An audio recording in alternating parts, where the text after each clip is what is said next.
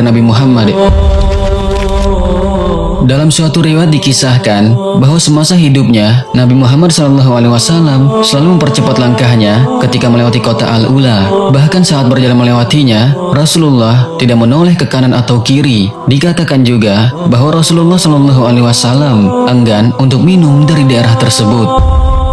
Pada tahun 630 Masehi, yaitu tahun ke-9 setelah hijrah ke Madinah, diriwayatkan bahwa Rasulullah SAW memimpin sekitar 30.000 pasukan perang yang melintasi jalur tersebut. Pasukan sedemikian besarnya dengan 10.000 pasukan penunggang dan 20.000 berjalan kaki disiapkan guna untuk menghadang pasukan Romawi Bizantium yang kabarnya bakal menyerang Arabia, termasuk komunitas Muslim di Madinah pada saat itu. Tujuan perjalanan saat itu adalah Tabuk, kota di bagian barat laut wilayah Arab Saudi saat ini, yang berbatasan dengan Suriah. Meski jumlahnya melimpah, pasukan yang berangkat saat itu tergolong penuh kesulitan karena paceklik di Madinah dan kurangnya logistik.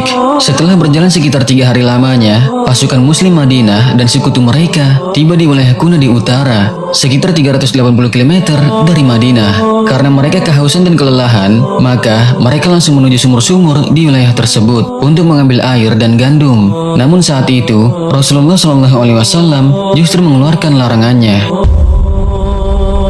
Riwayat ini terdapat di dalam Sahih Bukhari dan Muslim.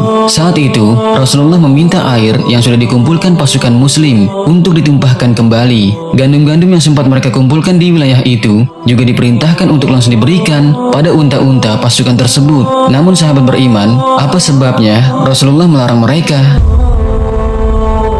Ternyata wilayah tersebut tercatat sudah dihuni manusia sejak ribuan tahun silam. Di daerah yang kini disebut Al-Ula tersebut, sekitar 2000 tahun silam, sempat berdiam suku kuno Arab Lihyan yang diperintah dinasti Nabatain. Dari pusat kerajaan di wilayah Yordania saat ini, selain pemukiman, mereka juga membangun kuburan-kuburan masif dengan memahat gunung-gunung batu di wilayah Al-Hijr atau bebatuan, yang kini disebut dengan Madain Saleh, sekitar 22 km dari pemukiman.